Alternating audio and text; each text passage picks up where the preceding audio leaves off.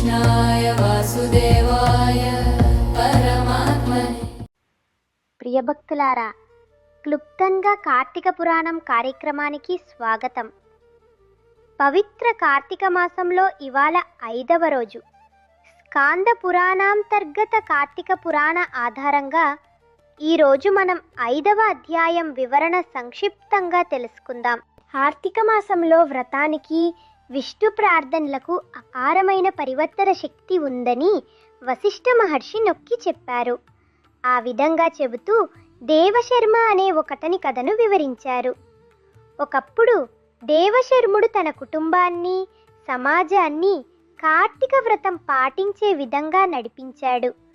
తెల్లవారక ముందే లేచి స్నానం చేసేవాడు, అందరిచే చేయించేవాడు, సామూహిక విష్ణునామ జపాలను జరిపించేవాడు, ఋతువుకు అనుగుణంగా ఆహార నియమాలు, ప్రవర్తనా నియమాలు పాటించేవాడు, అందరికీ తెలిపేవాడు. కార్తీక మాసంలో వనభోజనాలను ఏర్పరచేవాడు.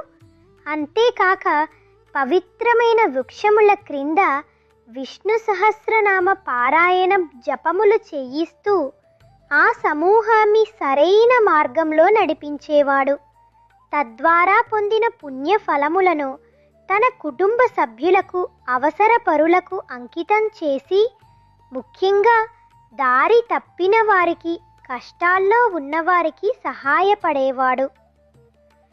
ధర్మాన్ని విస్మరించి ఆచారాల్లో అరుదుగా పాల్గొనే దేవశర్ముని కుమారుడు కూడా ఈ వ్రత ప్రభావంతో మార్పు పొందాడు.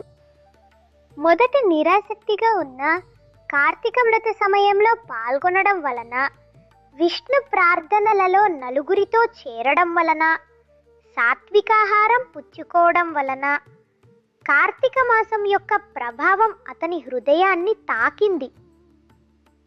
భౌతిక జీవితం ముగిసిన తరువాత కూడా ఆ సామూహిక కార్తీక వ్రతం, విష్ణు పూజ ఫలితాలు అపారంగా నిరూపించబడ్డాయి.